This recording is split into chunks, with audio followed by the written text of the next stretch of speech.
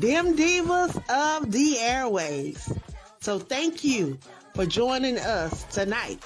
Share this with someone in your circle.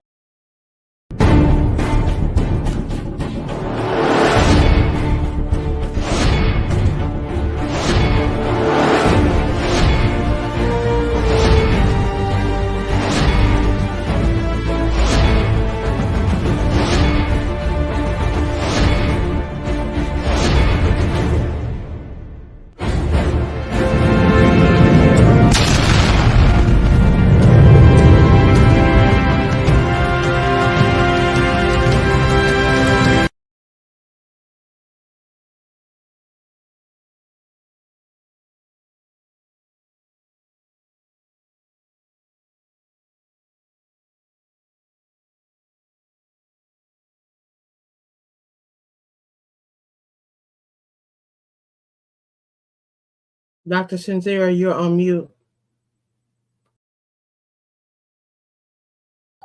Some still don't understand how much strength and willpower it took to get from under their spells and propaganda. And now them a wonder how we so proud and we thy sheikies and we boopa. We let them know we were orphaned, but we found our mother. We've been reunited with our lost sisters and brothers. Africa stretches forth her hands to her prodigal sons and daughters, scattered across the water. In this great disaster, with him calling my Alpha, that was authored by those dirty, rotten, stinking, I won't say the word. But they tried to kill every last semblance of African spirit and skill. But destiny must unfold, prophecy must fulfill. Emancipation is a mountain, it's a real steep hill. And to get to the top for we is such a thrill. That's why from Cape Town to Cairo, Barbados to Brazil, no matter where we were taken, we are African still. And we will heal those emotional scars. And we will heal those emotional scars. So I say, Aquaba, welcome, greetings. So tap to another live broadcast of Building a New Legacy with your host, Queen Mother, Dr. ChenziRa. There are so many different elements of what is taking place in our global community, in our local communities, and right within our centered ring of ourselves, with ourselves, through ourselves, around ourselves, looking at our body, mind, soul, spirit, and consciousness during these particular times. This month, people think of showers, and we see that rains, waters, flooding, as a matter of fact, has really taken on a new personification, if you will, around the globe. So we want to extend prayers of safety, well wishes, healing, and security for persons that are definitely experiencing challenges and having to engage in disaster recovery efforts behind some of the rains, the flooding that is taking place from spaces in California, in the 48 contiguous US, places like Dubai, in the United Arab Emirates, and other parts of the globe. And I think it's really important that we just ask for safety and protection in that regard. So tonight is really an opportunity for us to reason on a number of things. There is so much taking place in the wider society here in our midst. As we are speaking, this is some of the times where there are closing efforts around the third session of the Permanent Forum for people of African descent. And people probably aren't as familiar knowing that the United Nations has a permanent forum for people of African descent. But I think it's really critical for people to just be aware. You can easily go to ohchr.org to just get an idea of some of the activities, the events, the research and more that's taking place around the region so that persons can really understand. Thank you very much for the support Sister Queen Shanette Whiteside, Sister Queen Latonia Michelle Littlejohn. I'm really appreciative of the support in that regards, as well as Basic Black After Dark. I really dig that term, Basic Black After Dark. Want to send a shout out in that regard for just being able to be here. Some of the sisters that are part of this network with the Crew podcast, this second season, made possible through the visionary Sister Queen Angela. I think it's really critical to know that there's like a lot of internal support and persons being present for other persons' broadcasts, even if we can only listen to the replays, right? The intention is to expand our listenership, expand and support one another, because we're speaking of a variety of global, local, personal issues as well as affairs. And it keeps all of us informed, and it also provides a certain type of empowerment. What I put in the chat was the information around this third session of the Permanent Forum on People of African Descent, and it's taking place from the 16th to the 19th, technically ending tomorrow, in the Palais des Nations at the United Nations office in Geneva, in Switzerland. And this is the third one. And it's really important to just get an idea of knowing that this is something, there are a large number of delegates from around the globe that are sharing their skills, talents, and expertise, and specifically very concise statements regarding some of the affairs around this quote theme of the session, which is the second international decade for people of African descent, addressing systemic racism, reparatory justice, and sustainable development. I'm going to say that last part again: addressing systemic racism, reparatory justice, and sustainable development. So that's the theme of this session that's been convening from the 16th through the 19th of April in Geneva, Switzerland, at the United Nations space. I think it's really important that persons are aware that this is taking place as we speak, and there are a number of there's side events that are taking place outside of the actual halls of the UN, and many of them are around protecting women and girls of African descent after 400 years of state violence. Strategy sessions on reparations and reparatory justice. Transformative frameworks to achieve and sustain employment, equity, and then the implications for the UN's Permanent Forum for People of African Descent. So yes, from 2015, let's go back, 2011, the United Nations General Assembly designated 2011 as the International Year for People of African Descent. And then it grew into an International Decade for People of African Descent, with the theme of recognition, justice, and development for people of African descent. And around this recognition, justice, and development for people of African descent, the intention was from January 1st, 2015 until December 31st, 2024. You see what year we're in. And most persons did not even know that there was this first International Decade for People of African descent, spearheaded through the United Nations General Assembly. Hence the formation of a permanent forum on people of African descent. And then the extension of this, or I shouldn't say the extension, but another decade, so that we can actually frame actionable deliverables. Persons will hear that come out of not just my mouth, but ultimately actionable deliverables. We can speak on these things until we choose to stop speaking on these things, but this is an opportunity for us to establish strategic approaches for how we're actually engaged in unraveling racism, challenging the different structures for implementing inclusive policies that promote ethnic and racial diversity. And again, how do corporations fit into this? Another portion of some of the side events and some of the themes that are discussed.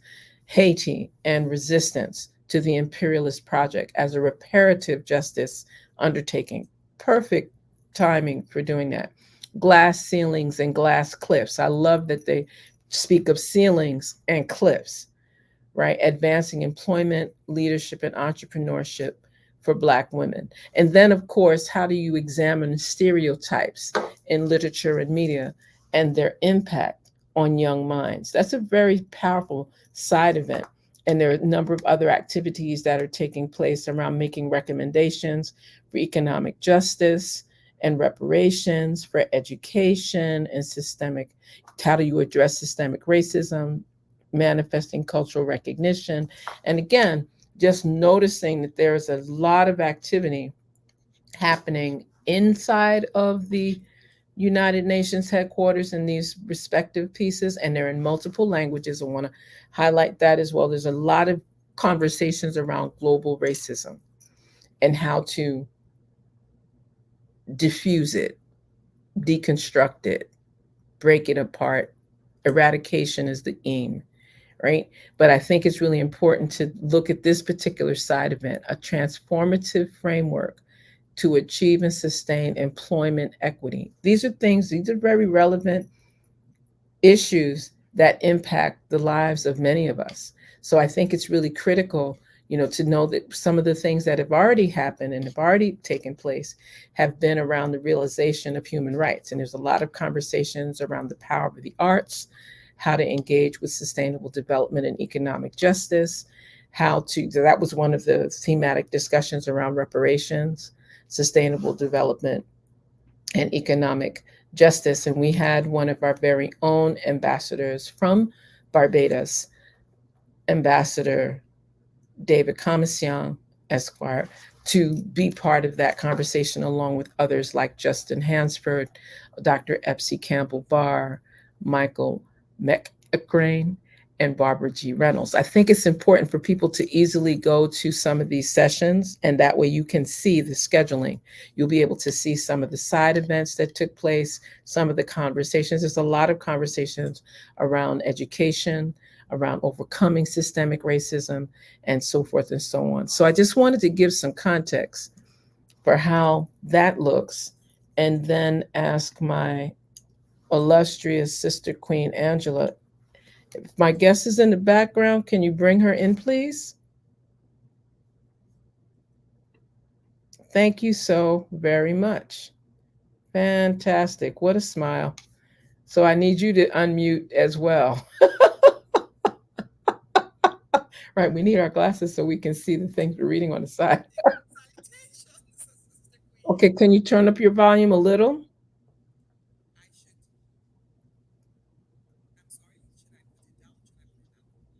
Okay, we're not hearing you. I can hear you very low. A little better, but we need more volume. Okay. I have you as loud as I can on my side. So if you can see how you can get your sound to come up, Nana Fofie, that would be fantastic. Because I was hearing you really well on the phone.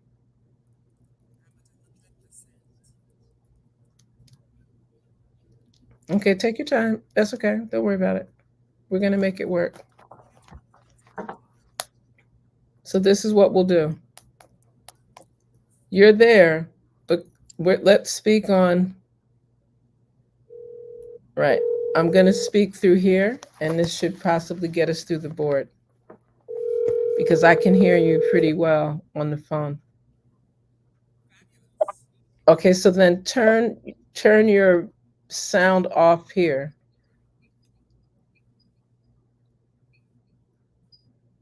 You can just tell it, hit mute. Yes, I'm doing both. Okay, beautiful. Come on. Is it still coming through the speaker there? Yeah, turn it off. Leave it there. No, turn it back off again. No, you didn't. You turned. It's doing that now. Things have a habit of taking life around to me. I know. So that's a come. I will ask my engineer in the background. Are we coming across clearly?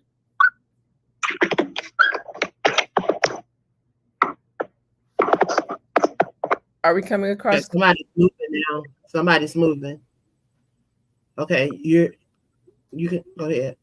Thank you so much. I appreciate that. So I always say that the visionary, Sister Queen Angela, the engineer in the background, is making this work for us. And since we were having Great. this sound, you go ahead and speak, and I will keep this sound up here for those that are tuned in and listening. I am very honored to be able to welcome my spirit sister, beyond sacred colleague, and a long-standing keeper of ancestral sacred traditions.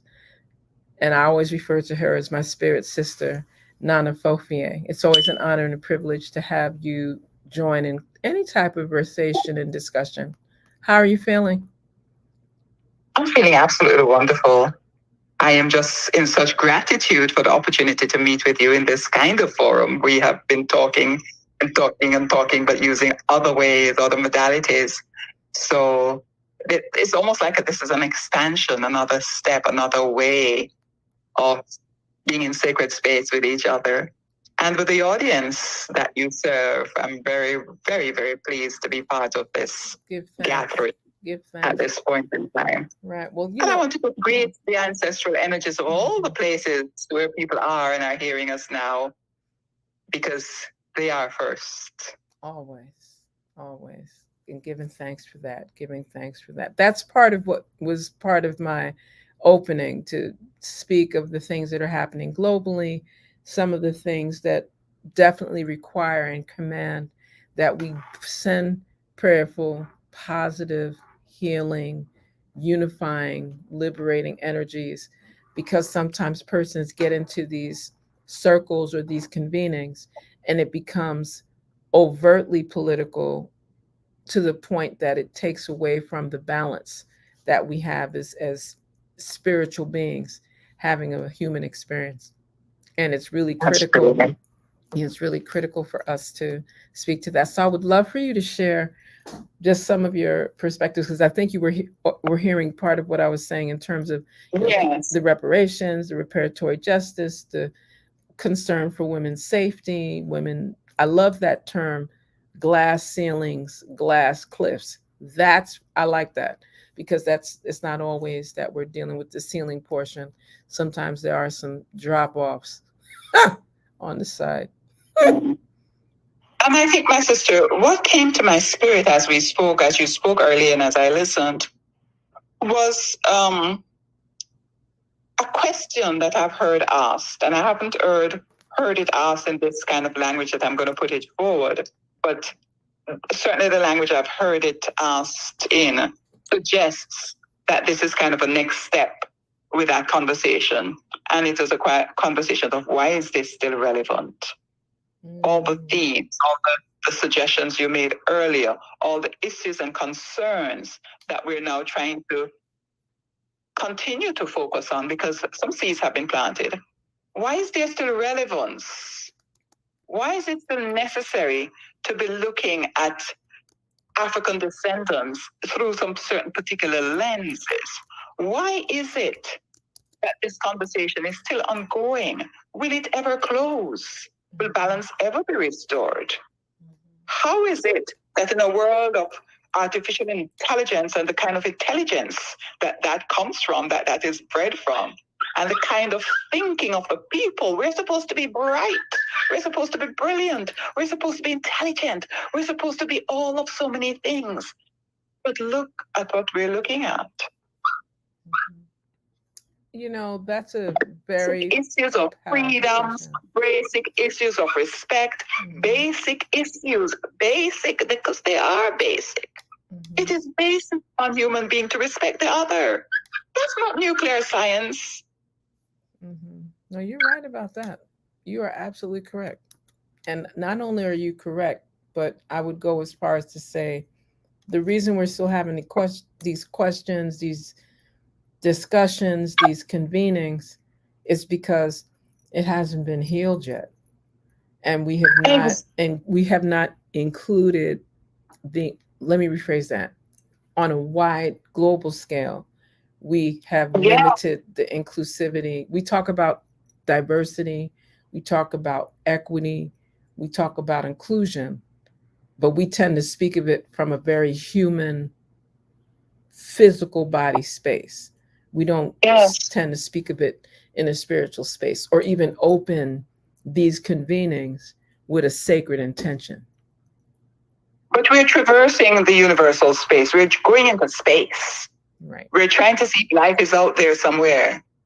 We're using artificial intelligence to do so much to find. And none of this is telling us that we're going to bring to those spaces and to these systems and to the information that we're seeking the same issues that we're grappling with now. Where is there in artificial intelligence, in going out to Mars and the moon and all these spaces? Where's the conversation of healing? So we're going to go out to these spaces, and with the same mindsets that we have now, we're going to destroy them. We're going to make them unhealed, because those places are pretty whole right now. What are we taking there? And what are we going to build there with what we take there? We're going there with these imbalances, with the mindsets that are not saying to us, you need to attend to the healing in a wholesome way, so that we have more that are healed than are dysfunctional. Correct. Right. So where are we going? Where are we going? Right. What are we doing? Yeah, well, this is dysfunctional people who are going to be using AI to do what? Create more dysfunction? Because we're not operating from a balanced space, I would like to suggest. We're not operating from a healed space, a well space.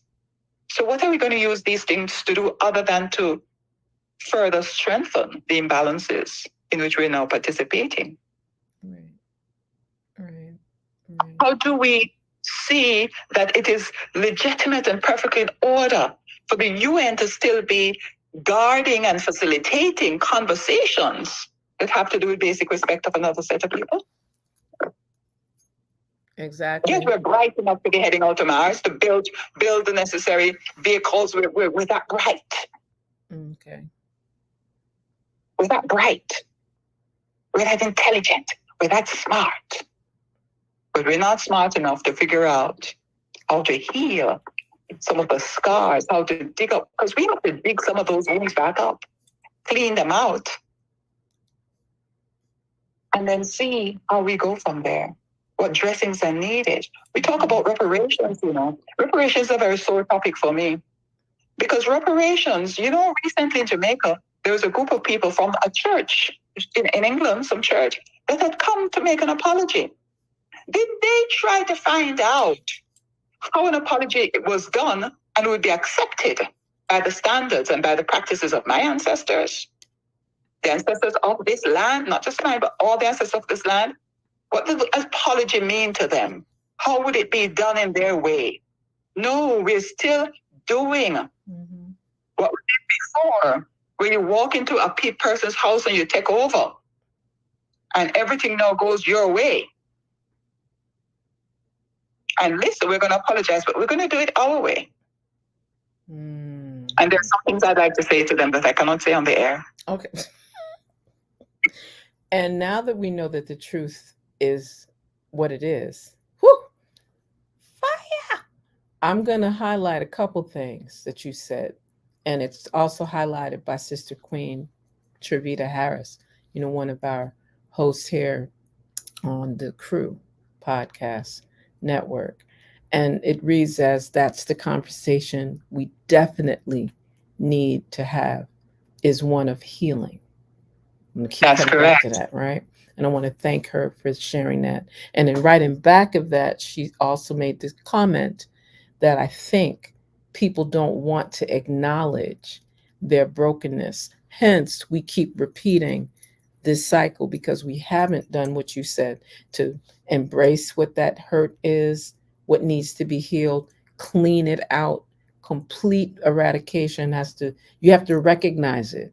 You can't just gloss over these things. You have to recognize it and then cleanse and then heal and then rejuvenate and build back again, right? So, and I think, wow, see, everybody's on the same piece. Thank you, Basic Black After Dark. That comment of some people are not ready and others can't recognize it. So this is going into some very deep spaces and areas. And this is part of that whole legacy building, restorative initiative that we're always working towards, because many times persons are having significant difficulty just with recognition, much less justice, which is the precursor for development. That's correct. Those themes that are connected to this same, designation of a decade for people of African descent. And I see that in this first decade, it was around recognition, justice, and development.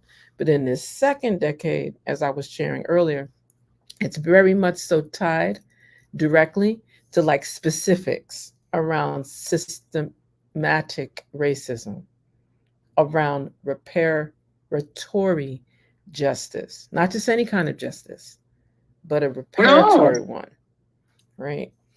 And I think that whole thing with reparations, and I guess because reparations of the 20th century, people just saw it as money, you're going to get a check. It was like another version of the 40 acres and a mule that some persons keep thinking everyone that was exposed to and subjected to the enslavement practice in the 48 contiguous US, that everybody got that 40 acres and a mule, and that's not the case. Because in some areas it wasn't never even ratified that they were going to do that. So some former colonizers did that as a courtesy, but not all. And I think that it's important that persons don't get twisted on what reparations looked like in the 20th century and how reparations and reparatory justice and restitution and the healing part that has to be the precursor of all of those things. We have to heal our relations. Ultimately, we have to really heal our relations. Right. So, when we talk about money and we talk about reparation, there's a way that there's an aspect of money that doesn't go with that. For example, our people were working for, I'll be kind, little and nothing. I mean, I'd love to say nothing, but they did get a place to sleep. And they did get, I suppose nowadays we call it benefits, right? we got the benefits package that says, remember then we never had homes. We weren't able to make homes, but you were given a place to rest your head at nights. But we never had homes. Our ancestors didn't have homes because homes are safe places. Homes are places where, nobody can break down your door and says, let's say. Homes are places where you can keep your children safe. It's not where somebody could come in and take your children and go sell them. I mean, after taking them, So we never had homes. Our ancestors didn't have homes. And I don't know if that registers with a lot of people. I remember the first time I said that in a particular gathering, everybody looked at me as if to say I dropped from Pluto. There was probably vexed because you took away. Yeah, but you probably came from closer than close because you were giving the truth that we did not have homes. Right. How do you, what kind of reparation do you make? So, okay, our benefits package didn't even include homes.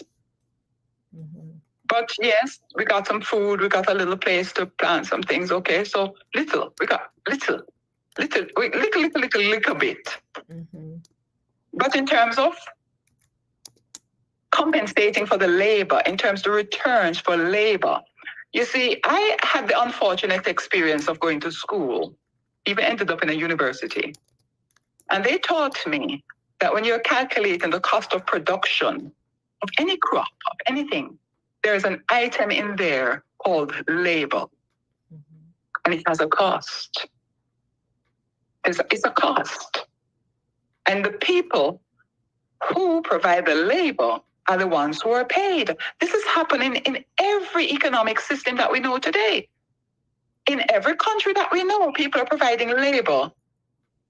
And in return, there is a package given, and that package often includes some sort of financial value, some sort of currency, some sort of something. Right. Our ancestors were deprived of that for many, many years. Mm-hmm. So that's not reparation. That is you thief the people the money and you need to give it back to them. At least a token.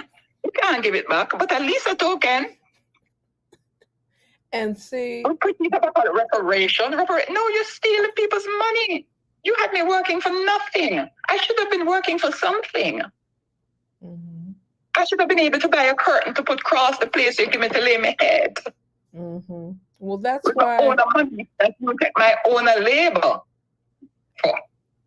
See, okay. That's why that term means so many different things, and that's why people argue or debate, or I think ultimately at this point, people are comfortable with saying that reparations is an essential element inside of this global human rights movement.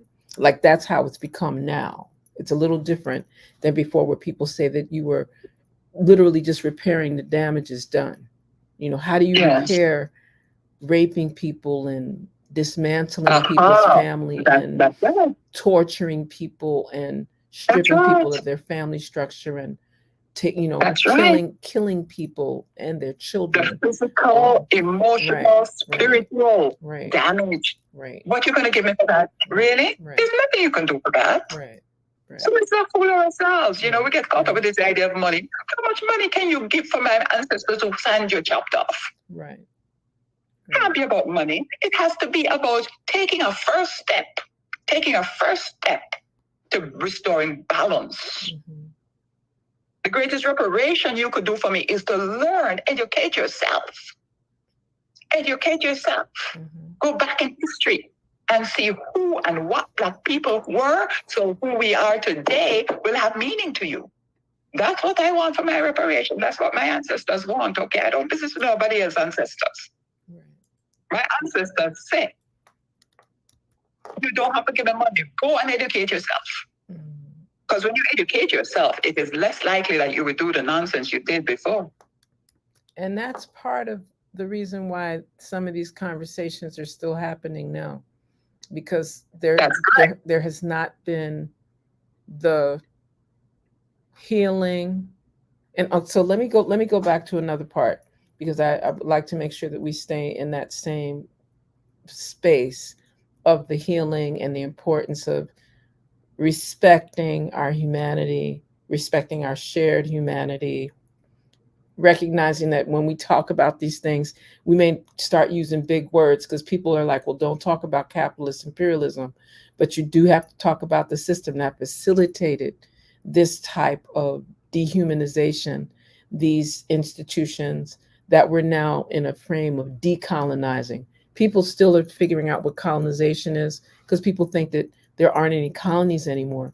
But even in our spaces throughout the Caribbean and following around the equatorial belt, going into Pacific Isles, you'll find out that there are a number of colonies still existing on the earth. Yes. Right? And so that means that we have to deal with a practical form of reconnection. How do we establish, those ways of sustaining, not just creating a movement, but how do you sustain these movements with prosperity? And when we say economic prosperity, maybe I should be saying with a currency that's sacred, that's spiritual, that's tangible, that's physical, that you can materialize it. You see, how do we exchange and strengthen the different protocols of justice so that it's equitable, not equal? I'm not expecting that my case is going to be seen exactly like someone else's case or circumstance, but that there's equity in terms of my space as a human being, in terms of my space as a spirit sister, in terms of my space as a contributor to our communities, and like, how do you speak of that? So when we talk about, because people have come up with calculations very scientifically of what, for example, the Virgin Islands was purchased for $25 million in gold in 1916. It was the most expensive real estate per acre that the United States government in its history since 1776 ever paid for land. And in this case, it was land that was strategically located in a militaristic protected space here in the Caribbean, but it included people. So our situation here in the Virgin Islands of the US, the former Danish West Indies, and before that, the French West Indies, and a bazillion other flags, was at least a dozen flags that waved and claimed sovereignty on these little islands in the middle of the Caribbean. So when we speak of reparatory justice, we're talking about restoring that essentialness of our global human rights in this space and making that equitable shift that includes the resources, or I should say, I wouldn't call it just a repayment, but an equitable distribution or redistribution of those resources. That's why Denmark to this day it's the richest, the cleanest, the most developed nation in the world. But we're not remembering where they extrapolated. What is the other nice term? Where they extracted, think of it like mining, these resources from, down to the very humans that they felt that they were so benevolent towards, because they don't like to see themselves as slavers. They don't like to see themselves as colonizers. That's not a pretty picture at all. Not a pretty picture to see yourself as slavers and colonizers. Right. And I think one of the things I think. No, you go ahead. No. Yeah, one of the things I think about and talk about sometimes is how damaging that whole system of slavery and the enslavement of people was also to those who were perpetrating it. So they claimed they had souls, right? The ones who were colonized and enslaved didn't have souls, but the ones who were colonizing and enslaving had souls. What did all of that they did do to their souls? That is the $5 trillion question, because what ends up happening is what we're seeing now. And I won't just say it's that through an act of conscientiousness or that is a shame, maybe some of that, but we are seeing in the last few years an increase in the number of apologies, whether they're verbal or written. Exactly. Right. Yeah, we're seeing an increase in families that are the descendants of colonizers and significant contributors to the enslavement industry, not so much a trade, but warfare, as sisters like Queen Nkechi Taifa Esquire has shared in a lot of her work on reparatory justice and reparations, is that it wasn't just a trade and it wasn't just an industry that required this type of trade. This was war, and it was war, out war against people of African descent and indigenous ancestral persons, in addition to it being blended up and twisted around with that indentured servitude. Some of the behaviors of, I cannot remember the name of this film. I want to think it was called Nightingale, but it was Nightingale something else. And it was a story about the development of the penal colony in Australia and the type of warfare that existed between the indigenous original Africans in Australia, the British penal colonists, the people that they threw out of prison and put on that island to just do whatever, and the Irish, and the ongoing, and it helped me to understand some of the intrinsic historical divide. We tend to think that Europeans are always united and be like, no. There was a reason there was Angles, Jutes, and Saxons, right? That's not their history. They did warfare and just ran into each other like battering rams as humans. And I think what was powerful was to see the disregard for life between the British and the Irish, particularly the British directing that anger mismanagement, and acts of terrorism and outright genocide against Irish people that they saw beneath them, in a lower class status. And then that those same persons, those Europeans, would then see these indigenous, original, what people like to call Aboriginal, but I speak of them as the original indigenous Africans in this island of Australia that were so knowledgeable. They knew where the animals were. They knew where they could swim. They knew what waters they could go in. They knew what herbs and bush they could eat. And so, and they helped to let these people survive, even though they were trying to annihilate them. So like all of that comes into play when we speak of this reparatory justice, this justice that restores our humanity, this justice that heals this damage that's been so done to us that it's become it's innate. Like some of the internalized hatred that we see manifesting amongst our brothers and sisters is coming from that. If they could do this, that, the other to us, and they don't say nothing when we take out each other. Right. So it's time for us to really shift and bring this work to the next level of healing. I want to send a special shout out to Sister Queen Adjua, Claudette Young Hines, and my beloved sister, Minister Reverend Petrus. Good night. Please continue, Nana. And if you all have any questions or comments, please put them in the chat so we can share them in the conversation as well. I wanted to jump on all that you just said. Because there's a way that sometimes I question our expectations around, let's say, reparation, our expectations around it. Think of all you just said and tell me, if we had another 50 million years, is there really anything? And could it be that everything that our colonizers could do to really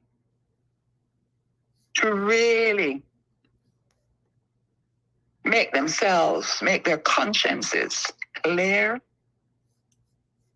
to kind of, in their own mind, even come to a sense that, yes, we have kind of, and I'm going to use this language a little bit loosely, we've kind of made up for some of the ills we perpetrated. We've kind of made up for some of the anomalies, the dysfunction that we have caused, that we have facilitated, not just for another people, but for ourselves too. When in 50 million years from now, what could they possibly do? So that's why I say reparation is our first step. It's one of many, many things to do, because we are also responsible for our healing. And we must realize that, I like this example. If somebody passes by you and steps on your toe and keeps going, 50 million years from now, you say, can you imagine? She stepped on my toe and she just gone. Somebody steps on your toe and they stop and they grab your toe and say, oh, I'm so sorry.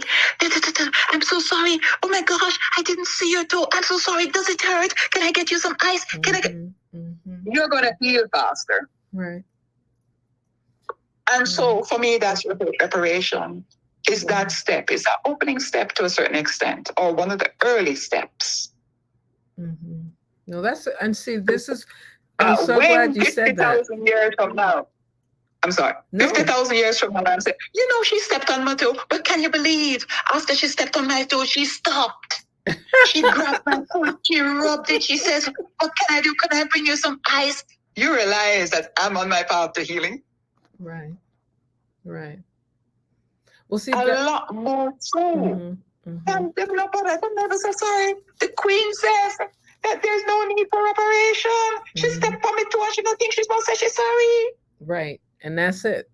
That's the one. See, this goes to the way that you segue into this next comment is so powerful.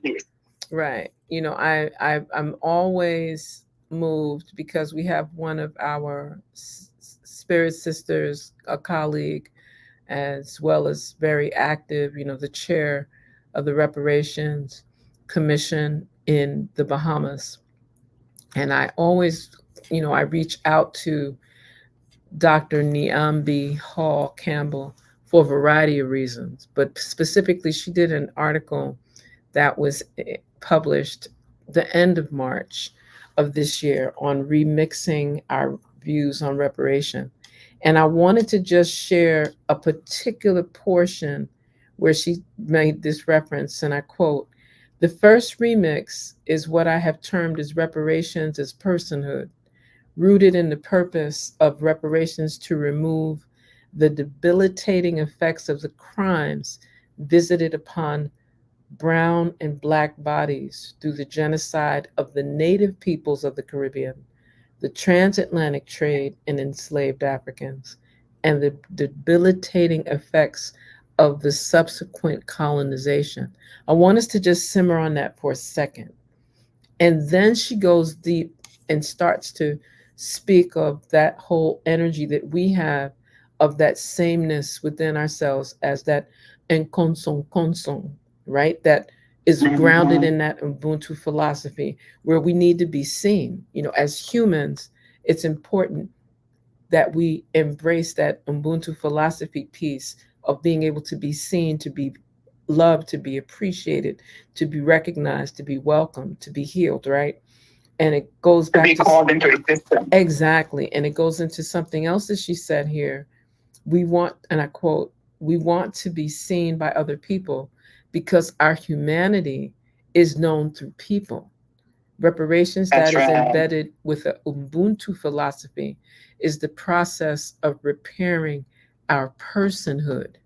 It is the way in which we can collectively call Simihe the way in which we can be seen, right? Unquote. And I share that because she goes into a very powerful framing of how reparatory justice, and again, what it is in 2024 is very different than what it was in 1974 or even earlier, right? Because persons were navigating around the dollar and the economic the economic currency in terms of the recompense. But the other part that she speaks of is how we have to deal with our internal reparatory, like we need to repair the damages done on how we love ourselves, care for That's right. ourselves, heal our families, love our sisters, embrace our brothers, embrace our youth, embrace our elders, regardless of some of the differences that we have, right? Because we are very quick. We can take on the world, act like we moving like Jesus, Yeshua, the Christed one, and say that we mercy, mercy, mercy. Just made me think of Reverend Father George Franklin, who just became an ancestor, right? And it was powerful because that Bible, give thanks, Paul, give thanks. No, needed that, you know. And it's powerful because again, when we look at this reparatory justice piece, and we look at reparations, it's supposed to be that, and I quote her again, as a tool to help us see the fullness of our humanity first within ourselves and then within each other. And I unquote, I really want to thank Sister, you know, our beloved Sister Dr. Niambi Hall Campbell, because she also teaches at the University of Bahamas. And she brings a lot of that psychosocial element. Scientific, yes, but very grounded in our humanness, very grounded in our reparatory realms of engagement. You know, see how fast this time goes? Right. So I would love for you to share. Greetings, Sister Joan. All right, a lot of people came out listening tonight. Thank you for this support. If you have comments or you'd like to weigh in, even if you put it in the chat now when we continue, because the broadcasts here, you're listening to Building a New Legacy. Speaks with your host, Queen Mother, Dr. ChenziRa. And we're here the first and third Thursday at 8 p.m. And there are broadcasts that are on every day except Tuesday at 8 p.m. Eastern. So you can really listen to a variety of hosts from the Crew podcast. You know, again, led by the Sister Queen Visionary, Sister Angela. She's been working this and navigating with publications, There's sisters that are dealing with things around incarceration and helping people get out free, especially when they're incarcerated and they're innocent. You know, we have people speaking about family matters, relationship matters, economic drivers, comprehensive development plans, and a variety of other themes, speaking about spirituality in its heightened form. I think this is a wonderful network to be able to bring some of these things into their fruition and keep us on purpose, really seriously keep us on purpose. So before we get ready to close, Nana Fofie, because you know this could go on. We could do. Oh my goodness, yeah. I was just going to talk about personhood and how you brought that so powerfully. So bring it. But it's okay. But I would love for you to comment. Yeah. Yes. I wanted to mention that, you know, you brought that concept of personhood, and that actually is also grounded in a Can cosmology, a Can worldview of how personhood speaks to how you give yourself value and how you build quality around you as you learn and grow and walk this journey of life in a nutshell. Excellent. And I think that that's the part that we're also working towards. How do we begin to incorporate this so that in any of the convenings, granted, there's this major convening at the United Nations now. However, the United Nations is only one entity. That is not the entity for our liberation, unification, and social governance, especially as sovereign people of indigenous, ancestral African lineage, right? It also knows that the real work is going to happen when people leave from Geneva on tomorrow. Well, now already they're in tomorrow, right? Because what's going to start to take place is at the end of these convenings, for example, there are a number of recommendations. They always tend to have a culminating activity of their outcomes, you know, and this lets us know how brilliant we are, as you said earlier, because there's going to be the adoption of the preliminary conclusions and recommendations from this third session, just like they had them from the first, just like they had them from the second, right? And the intention in this particular one, the chair of the Permanent Forum for People of African Descent, Dr. June Sumer, out of St. Lucia, you know, she will be culminating a lot of this information, and she's been very supportive, very instrumental to ensuring that the Caribbean representation, the Caribbean Americas, let me be very clear. So the Caribbean Isles, Central America, what people like to call Latin America, which is South America, and all of the spaces where they're in, connected with our brothers and sisters out of the 48 contiguous US, as well as Canada, right? There's a large set of delegations that are in Geneva, bringing these particular points and restoring truth to power in a variety of ways. But particularly when you see leaders like the Vice President of Colombia, Her Excellency Francia Marquez, at these convenings on these preliminary conclusions and recommendations, based on her track record of what she does on the ground.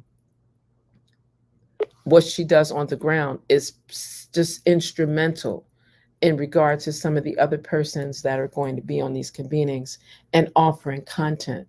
And we have many brothers and sisters that we all know, that we know they do this work all the time. And they're there offering that commentary, offering those solutions, offering those actionable deliverables, and most important, focusing on the healing element, the reconnection element, and the importance of us pulling all of this ancestral, original, indigenous, native energy so that we can ascend. So we don't have to do this type of a convening for another century or millennia, right? That's the whole idea. That's the whole idea. So with that being said, I am so grateful to have you join us. We'll have to do this again. It's my pleasure. My pleasure. You know, please provide an email for persons that would like to learn a little bit more about the Sankofa community, Akan, cosmology, and so forth, please. Okay, should I just put it in the chat? You can put it in the chat, and then we can read that out as well. Yes. If you put it in the chat, that will help us tremendously. because it's important for our sisters and brothers to know that there are ways. If you would like to offer some support in that regard, we would be very, very appreciative, because I think it's important for persons to know that that is what's taking place. And I think that it's also an opportunity for persons to learn about the various communities that do exist, and that way they can be a part of that solution. A lot of times people just don't know that this exists, and so they don't engage. So I'm really grateful that we're able to provide, because I know that I have the one that's Sankofa 21. Is that the one? Sankofa21@gmail.com. Okay, right. It's already been put up on the chat. 21. Beautiful. Yes, it has. Right, and that way people can get more information. And it's been a joy and a privilege, Spirit Sister. The pleasure has been mine. The pleasure has certainly been mine. I'm grateful to all the listeners, grateful for the opportunity to say some things, and we all need to be saying some things. Mm-hmm. That's part of the healing. We all say something. Yeah, that's all part of the healing. That's why we keep saying we're going to keep doing what we do with some purpose, and keep ourselves guided. Until our next broadcast, remember, culture heals humanity. Land is our foundation, and spiritual harmony unifies us. So do your part to be engaged in building a new legacy.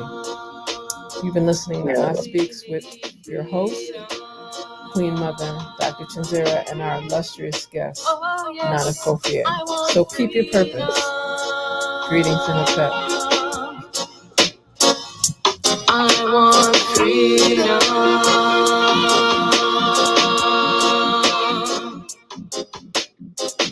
Have a purpose in all you do. Just make sure that your purpose is true. Have a purpose in this here life, so your life ain't full of strife. I live a purpose each and every day, so we can live in Yahweh. I have a purpose in all you do. Just make sure your life is true.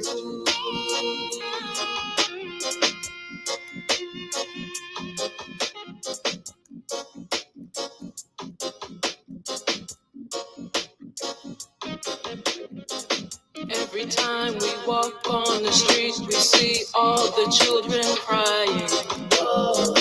Every time we see our day, it seems like people are lying.